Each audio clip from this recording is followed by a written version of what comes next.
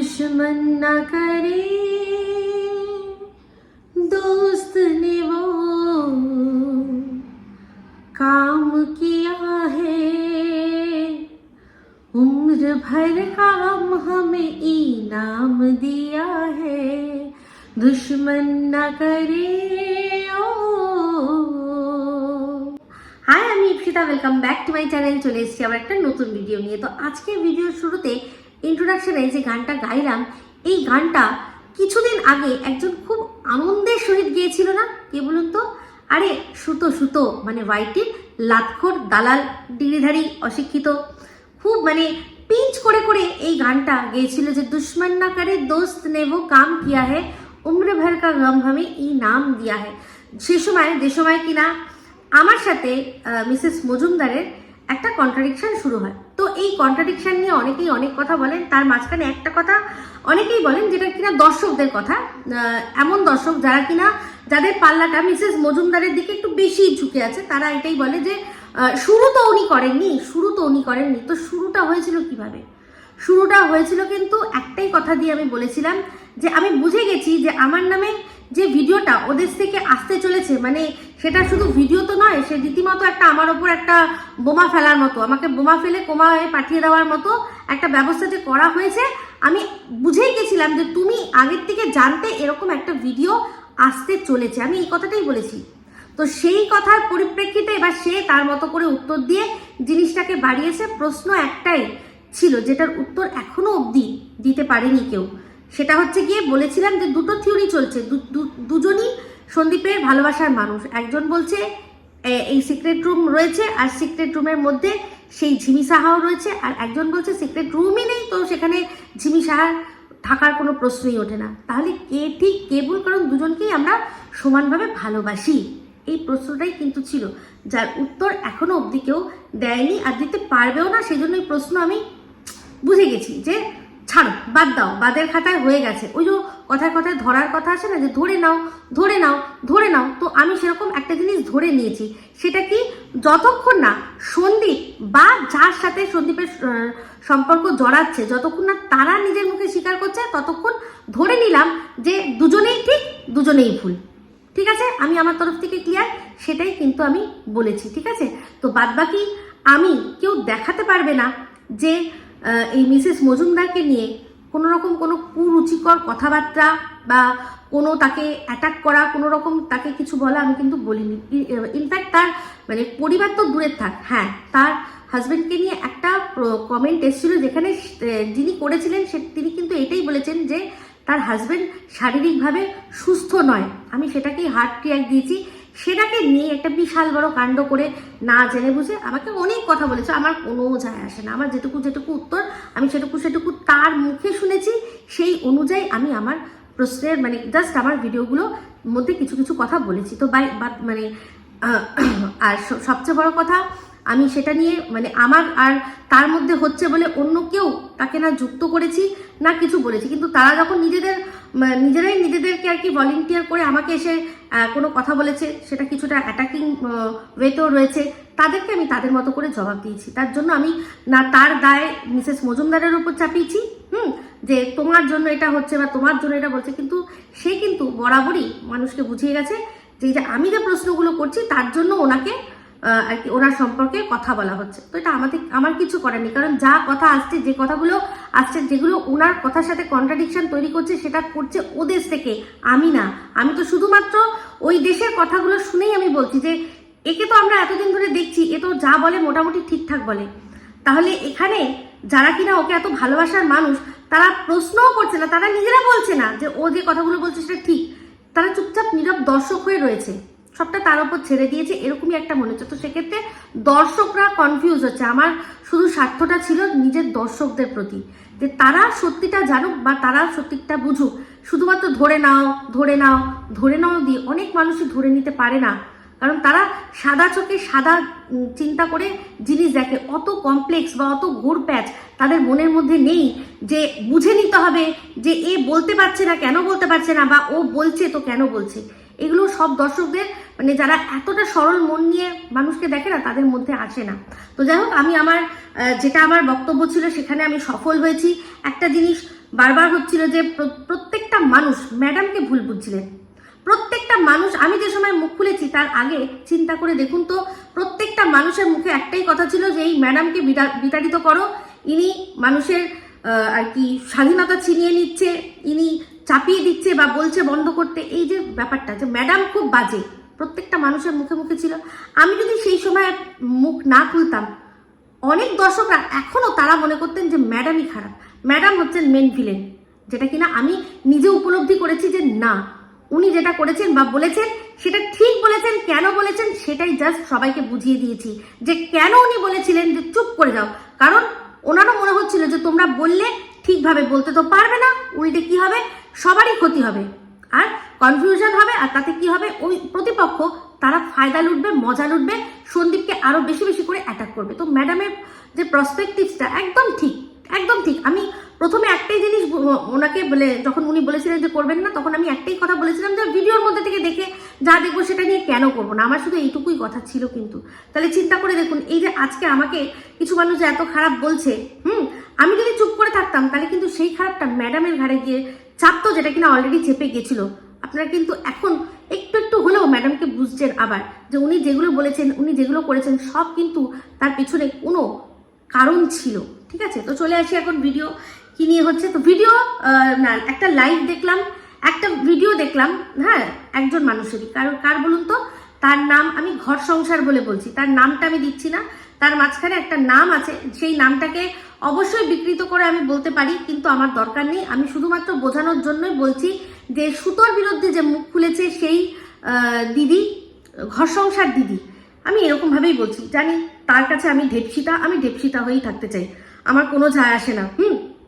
দিনের পর দিন আমাকে অনেক কমেন্ট করেছে, সেই কমেন্টগুলোতে আমি লাভ রিয়াক্ট করেছি, কিন্তু হয়তো সেরকমভাবে উনি যেরকমভাবে যতটা চেয়েছেন যে আমি ওনাকে ওনার ওই কমেন্টগুলোকে নিয়ে যতটা রিয়াক্ট করি ততটা আমি করতে পারিনি, সেটাই ওনার আমার প্রতি রাগের কারণ ছিল। উনি বলেছিলেন যে একে আমি অনেক কমেন্ট করতাম, জানো, ভালো ভালো কমেন্ট করতাম, কোনোদিনও আমার কমেন্টে পাত্তা দেয়নি। তারপরেই একদিন উনি আমার বিরুদ্ধে ভুল ভাল কথা বলতে বসলেন। তো ওনার অনেকগুলো কথা শুনলাম, তার মধ্যে বেশ কিছু কথা আমি কিন্তু সেটাতে সহমত পোষণ করি, আর বেশ কিছু কথাতে আমি কিন্তু ওনার তাতে আমি একেবারেই সহমত পোষণ করি না। সেটা নিয়ে কিছু কথা বলবো, আর অবশ্যই যদি ভিডিও বড় না হয়ে যায় তাহলে সুতোকে নিয়েও কিছু কথা বলবো। তো উনি যে কথাটা বলেছেন, একটা কথা যেটাতে আমার একদমই সহমত আমি পোষণ করি না, উনি বলছেন যে কন্ট্রোভার্সি ক্রিয়েটার যারা রয়েছে তাদের তো বরগুলো সব বসিয়ে দেয়, এদেরকে বরগুলো বসিয়ে দেয়, আর এরা টাকা ইনকাম করে।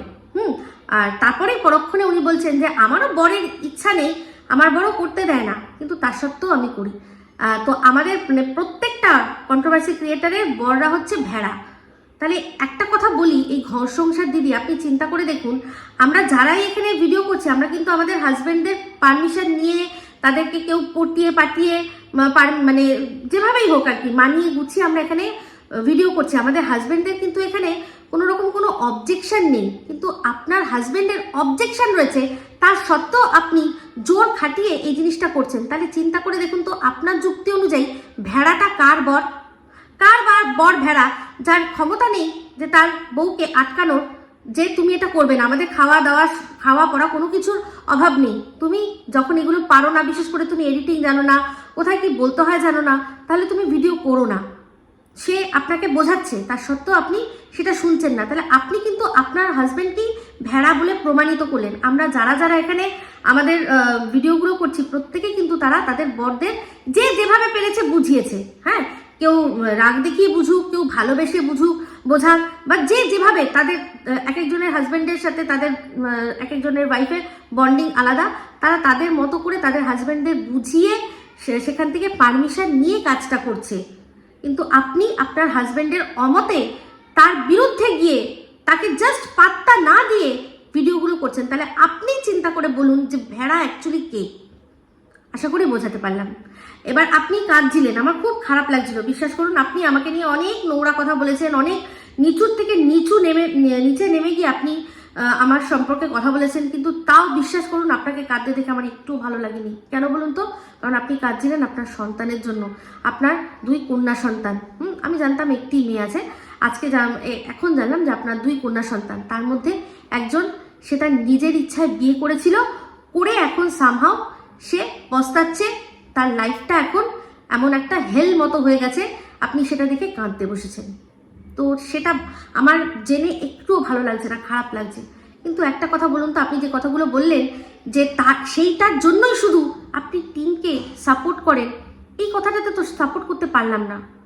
কেন বলছি দেখুন, যে হতেই পারে হাজব্যান্ড ওয়াইফের নানান প্রবলেম হতে পারে, যে আপনার মেয়ের সাথে আপনার জামাইয়ের হয়েছে, সেক্ষেত্রে আপনার মেয়ের মনে হয় ইস্যু নেই, আপনার মেয়ের ব্যাপারটা একটা আলাদা।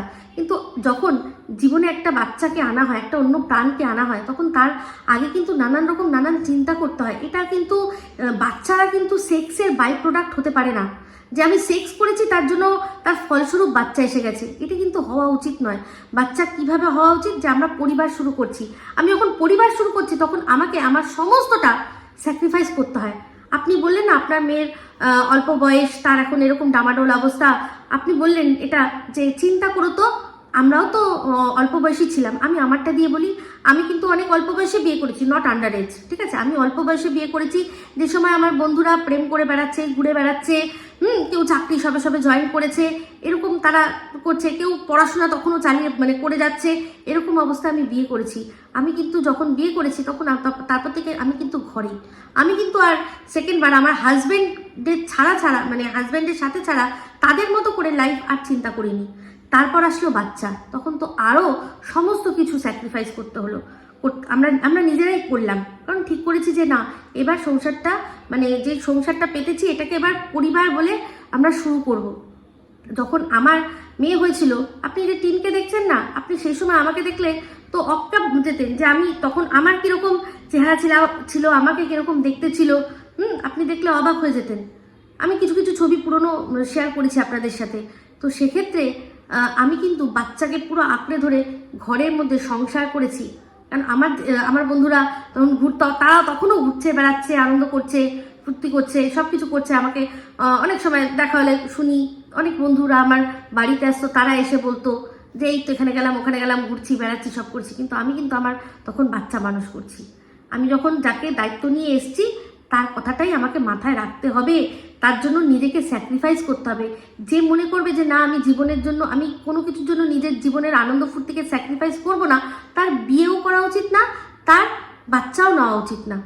এই যে এত কিছু, যে ধরুন আমি একটা উদাহরণস্বরূপ বলছি, যে সালমান খান তার এতগুলো লাইফে গার্লফ্রেন্ড বা হ্যানা ত্যানা আসুক, কিন্তু তার চরিত্রে দাগ লাগে না, কেন বলুন তো? কারণ সে বিয়ে করেনি। কিন্তু একটা বিবাহিত যে হিরো, সে বউ রেখে অন্য জায়গায় কিছু করছে, সেটা যখন আমাদের চোখে আসে না, তখন কিন্তু সেটা আমরা সহ্য করতে পারি না, তাই না? তাহলে দেখুন আপনার যে মেয়ে, আপনি হয়তো বলছেন আপনার যে হ্যাঁ আমার মেয়েও ঘুরবে বেড়াবে, আনন্দ ফুর্তি করবে, তিনও করবে, আমার মেয়েও করবে। আপনার মেয়ের এখনো একটা বাচ্চা হয়নি, আপনি আপনার জামাইয়ের কাছ থেকে তাকে ডিভোর্স দিয়ে নতুন করে তার জীবন শুরু করতে দিন। সে একবার একটা ভুল হয়তো করে নিয়েছে, এরপর আর ওকে বিয়ের জন্য কোনো জোর দেবেন না। ও নিজে আজাদ ঘুরবে বেড়াবে, শুনলাম চাকরি করছে, তো তার টাকা পয়সার কোনো অভাব নেই। তারপর আপনারা রয়েছেন, সে যেরকম একটি অবিবাহিত মেয়ের মতো থাকে, ডিভোর্সটা নিয়ে সে সেরকমভাবেই থাকবে। আপনি কেন কাঁদবেন, বা আপনার মেয়েই বা কেন কাঁদবে? ভুল মানুষের হয়, কিন্তু টিন যেটা করেছে সেটা কিন্তু রীতিমতো পাপ করেছে। আপনার মেয়ে তার বরের সাথে পোষায় না বলে কি বর থাকতে থাকতে অন্য আরেকজনের সাথে প্রেমে জড়িয়ে গেছে? যদি সেটা হতো, আপনি কি সেটার জন্য তাকে সাপোর্ট করতেন? যদি করেন তাহলে বলবো এটা ভুল করেছেন। একটা সম্পর্ক থেকে বেরো, আবার একটা সম্পর্কে যাক, কোনো চাপ নেই তাতে। যে জিনিসটা আমি টিনের ক্ষেত্রে বলেছি, এই যে সবাই এই ঝিমি সাহাকে নিয়ে এত কথা বলে, আমি কিন্তু যেহেতু ও বিয়ে করে তার বরের সাথে ছাড়াছাড়ি করে দিয়ে আবার একজনের সাথে সম্পর্ক করেছে, সে আবার আরেকজনের সাথে সম্পর্ক করছে, আমি সেগুলো শুনে মনে মনে ছিচি করি ঠিকই, কিন্তু বলতে পারি না যে এটা একদম পাপ, এটা বলতে পারি না। কারণ তার লাইফ, তার যদি মনে হচ্ছে আজকে একে পোষাচ্ছে না, কালকে তাকে পোষাচ্ছে না, করবে। তার জন্য আমরা সেটা নিয়ে আলোচনা বা পয়েন্ট আউট করতে পারি যে দেখো মেয়েটা কিরকম ক্যারেক্টার, কিন্তু সেটার জন্য আমরা এটাকে পাপ বা এটা কোনো সামাজিক অবক্ষয়ের কথা তো বলতে পারি, কিন্তু যেটাকে বলে আইনের খাতায় যেটা অন্যায়, সেটা কিন্তু করছে না। যে জিনিসটা টিন করছে, যে ডিভোর্স না দিয়ে অলরেডি আরেকজনের সাথে সে ঘুরছে বেড়াচ্ছে, সমস্ত কিছু করছে, আর এই হাজব্যান্ডটাকে আটকে রেখে দিয়েছে। আপনি যেটা বলছেন যে বাচ্চা তো ঠিকই আছে, বাচ্চা যেখানে আছে ঠিকই আছে, আমিও কিন্তু সেটাই বলেছি। তাহলে টিন কেন দিনের পর দিন বাচ্চাটাকে নেওয়ার নাটক করছে, তাতে ভিউজ কামাচ্ছে, দর্শকদের এরকমভাবে বোঝাচ্ছে যে আমি বাচ্চার জন্য কত কষ্টে রয়েছি। আপনিও ভালো করে জানেন যে ও বাচ্চার জন্য কোনো কষ্টে নেই। যারা বাচ্চার জন্য কষ্টে থাকবে, যারা মনে করবে বাচ্চা ছাড়া আমি থাকতে পারবো না, দুনিয়ায় যাই হোক আমি বাচ্চা ছাড়া থাকতে পারবো না, তারা বাচ্চাকে সাথে করেই নিয়ে আসবে। আপনার তো খুব কাছের মানুষ মন্দিরা, দেখেছেন ও কি প্রেমে কম পড়েছিল, কিন্তু বাচ্চার কি হাতছাড়া করেছে? কোনোদিনও করেনি। সেই জন্য মন্দিরা যাই করুক না কেন, ওই বাচ্চাটাকে যে কাছছাড়া করেনি, সেই জন্য আজকের ডেটে দাঁড়িয়েও আমরা কিন্তু মন্দিরার মানছি অনেক বড় ভুল, কিন্তু তাও কিন্তু সেটাকে হেলায় হারিয়ে দিতে পারি যে যাই করেছে করেছে। ও কিন্তু যাকে পৃথিবীতে এনেছে তার কথা একবারও কিন্তু তাকে ছেড়ে নিজে ফুর্তি করব সেটা কিন্তু চিন্তা করেনি, যেটা কিনা টিন করেছে।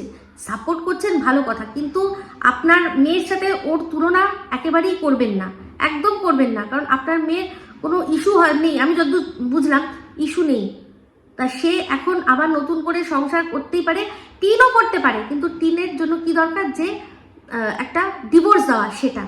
তো যাই হোক, আপনি আজকে মুখ খুলছেন যার বিরুদ্ধে, বলছেন সবই সত্যি কথা মানছি, কিন্তু সেদিন কেন বলেননি যেদিন আপনার সামনে দাঁড়িয়ে দাঁড়িয়ে পুলিশের সামনে মিথ্যা কথা বলছিল? আপনি বললেন যে ওর যা রূপ আমি দেখেছি, পুলিশের সামনে দাঁড়িয়ে দাঁড়িয়ে মিথ্যা কথা বলে।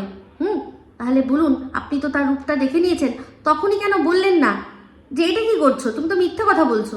তাহলে আপনার এই মেরুদণ্ড, যেটা জোর আজ আপনি আমাদের দেখাচ্ছেন, সত্যি কথা বলুন তো, সেই মেরুদণ্ডের কি সত্যি কোনো জোর রয়েছে যেটা সঠিক সময় সঠিক কথা বলতে না পারে, তাই না?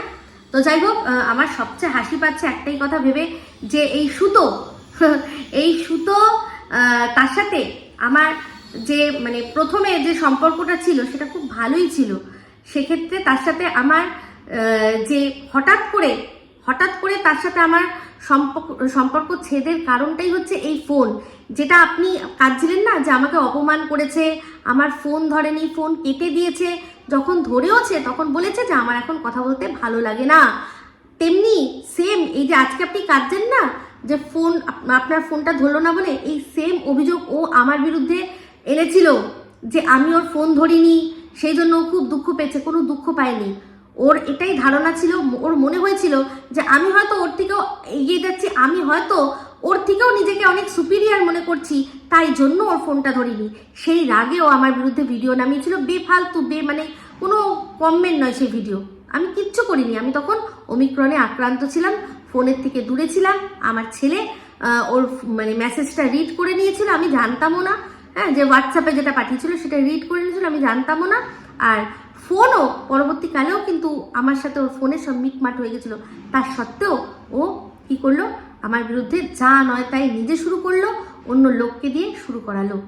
তো সম্পর্ক আপনার তো, আপনি মানছি যে আপনি অনেক পুরনো, কিন্তু আমাকে তো দেখেছেন আপনি, এটা তো শিওর, এটা তো বলতেই পারবেন না যে ও যে সুতো যে মন্দিরাকে কি বলেছিল আপনি জানেন না। তারপর আরও একজন যারা ওর বিরুদ্ধে কেস করেছে কি করেছিল সব জানেন না, এটা তো বললে মানবো না। এতটা আপনি জানেন না, এটা তো হতে পারে না। তার সত্ত্বেও, কারণ সবার ভিডিও তো দেখেন আপনি, তাহলে না আপনাকে কি কোনো মানে স্ক্রিপ্ট ধরিয়ে দেওয়া হতো? আপনি কি লিখে দিত যে এইগুলো তুমি ভিডিও খুলে বলবে? আপনি বলুন তো আপনার সাথে আমার কি এমন হয়েছে? আজকে আপনি আপনার মেয়ের জন্য কাঁদছেন, কিন্তু চিন্তা করে দেখুন তো, এই কন্টেন্টের জন্য মানে বিনা কারণে আপনি আমার ছেলে মেয়ে টানেননি, আমার হাজব্যান্ডকে টানেননি। তারা আপনার প্রতি কি কোনো অন্যায় করেছিল? যদি আমাকে বলতে হয়, আমার চেহারা নিয়ে বলতে হয়, হ্যাঁ, আমার কথা নিয়ে বলতে হয়, আমাকে তোতলা বলতে হয়, আমাকে বলদা বলতে হয়, সব বলতে হয়, সব আমি মানছি, চলো, ওরও কন্টেন্টের হিস্সা। কিন্তু আমার মেয়ে, সে তো আপনার কোনো ক্ষতি করেনি। আমার ছেলে, সেও আপনার কোনো ক্ষতি করেনি। আমার হাজব্যান্ড, সেও কোনো ক্ষতি করেনি। শুধুমাত্র তাই নয়, আমার যে নন্দাই বলে বলেন, আপনার মাথায় আসে কখনো যে সেই মানুষটার কি দোষ আছে? তার দোষ একটাই, যে সে আমার নন্দাই, এটাই হচ্ছে তার দোষ। আমাকে উত্তর দিতে না পেরে মানুষ কি করবে? ব্লগে একজনকে দেখা গেছে, নে চল এর সাথেই সম্পর্ক করে দে।